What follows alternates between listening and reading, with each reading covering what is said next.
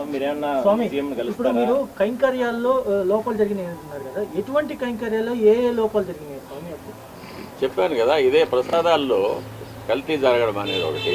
అది ప్రసాదాలు తిన్నప్పుడు కానీ ప్రసాదాలు చూసినప్పుడు కానీ అది ప్రతి భక్తుడికి అర్థమైపోతుంది. ఇందులో ముందు ఉన్న సువాసన లేదు, రుచి లేదు, పవిత్రత లేదు అనేది. అలాగే అన్నప్రసాదాల్లో కూడా ఈ కల్తీ నెయ్యి వాడి పొంగలు, చక్కెర పొంగలి, సీర మొదలైన వాటిలో కూడా ఇది కలిపి ఉన్నారు.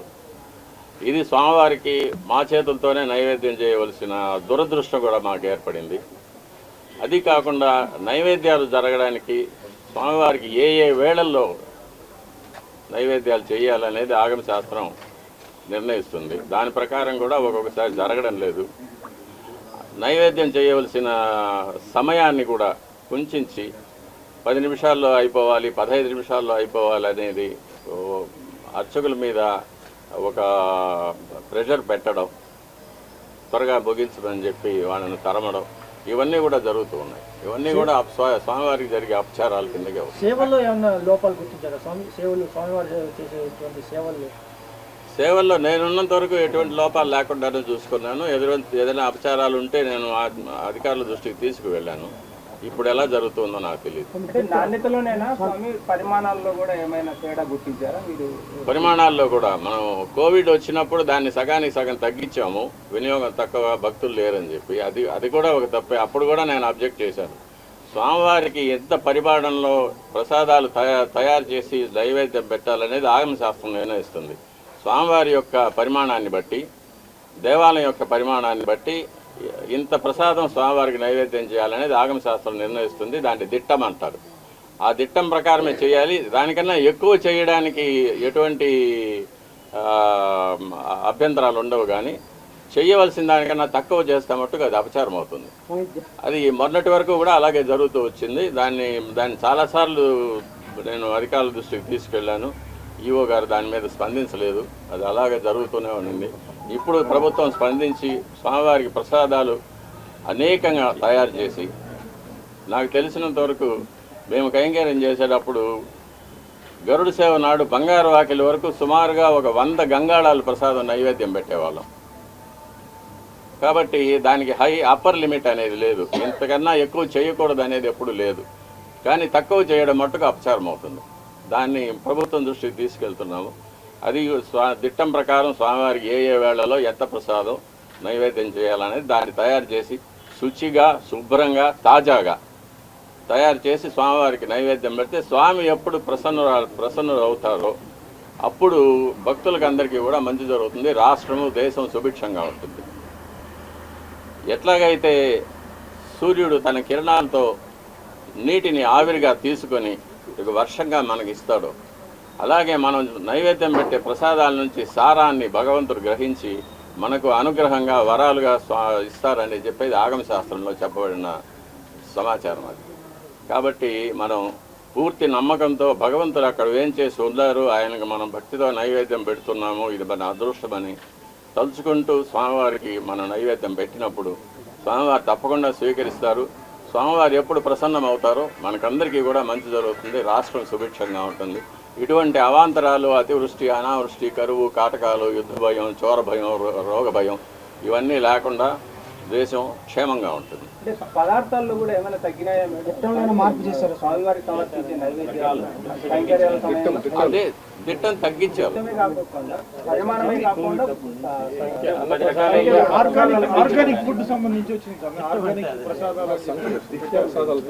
ఆర్గానిక్ ఫుడ్ అనేది, తర్వాత మిల్లెట్స్, తృణధాన్యాలు స్వామివారికి నైవేద్యం పెట్టాలనేది కూడా 5 సంవత్సరాల ముందు మొదట నా దగ్గరికే వచ్చింది ఆ ఇష్యూ.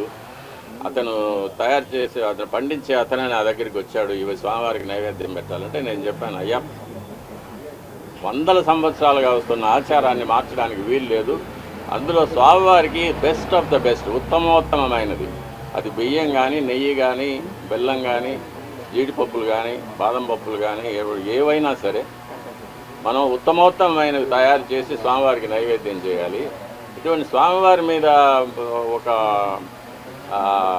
ఎక్స్పెరిమెంట్ చేయడము, స్వామివారికి తృణధాన్యాలు నైవేద్యం పెట్టడము, స్వామివారికి ఆర్గానిక్ ఫుడ్ నైవేద్యం పెట్టడం అనేది శాస్త్రం ఒప్పుకోదు. ఇది అందుకే ఆచార పరమో ధర్మ అన్నారు. ఆచారం ఎలా వస్తూ ఉందో దాన్ని మనం కాపాడి దాని ప్రకారమే మనం నడుచుకోవాలి. కాబట్టి ఈ మార్పుకు నేను ఒప్పుకోనని చెప్పాను అప్పుడే. ఇప్పుడు పెట్టుకున్న అది కూడా మార్చాలి. అది కూడా మార్చి ముందు ఎలా జరుగుతూ ఉండేదో 5 ఏళ్ల ముందు ఎలా జరుగుతూ ఉండేదో అలాగే ఆ పద్ధతికే తీసుకున్నాం. అంటే ఇప్పుడు లడ్డుకుని ఆ నెయ్యి వాడారు, స్వామివారి అన్నప్రసాదం కూడా అదే నెయ్యి వాడారా? అదే నెయ్యేవాడు. స్వామి ఒక నిమిషము, ఎప్పుడు అంటే సీఎం గారిని కలుస్తారా? అంటే గతంలో మీరు స్వామికి సంబంధించి పోరాటాలు చేశారు, ఇబ్బందులు పడ్డారు, మీరే చెప్తున్నారు.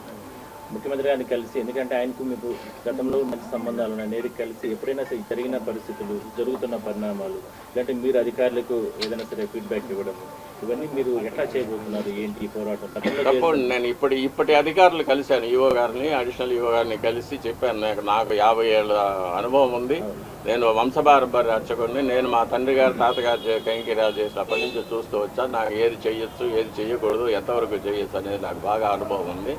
కాబట్టి నాకు అవకాశం ఇస్తే ఈ పాడైపోయిన అర్చక వ్యవస్థని, ఆలయ వ్యవస్థని రెండింటినీ కూడా నేను పాత పద్ధతికి నేను తీసుకురాగలనని చెప్పాను. ముఖ్యమంత్రి గారిని కూడా కలవడానికి ప్రయత్నం చేస్తున్నాను.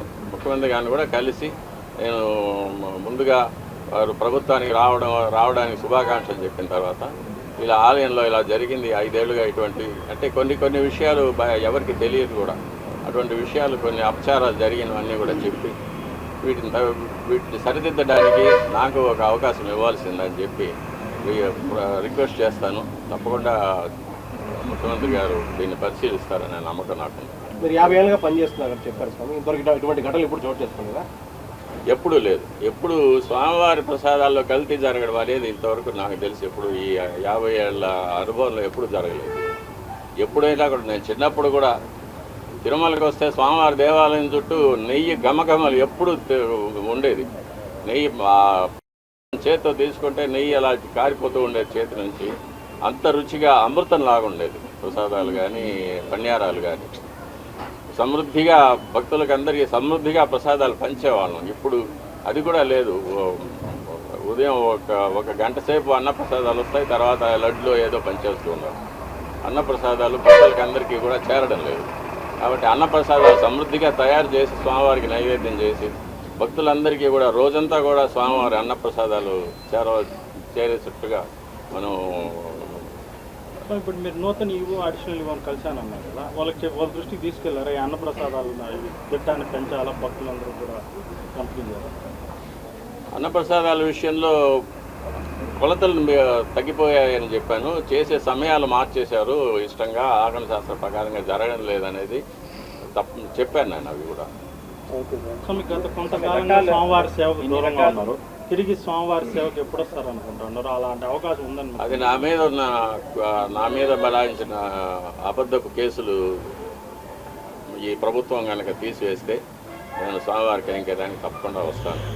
నన్ను ఈ వయసులో బాధ పెట్టడం అనేది వాళ్ళకి కూడా క్షేమం కాదు ఆ ప్రభుత్వానికి.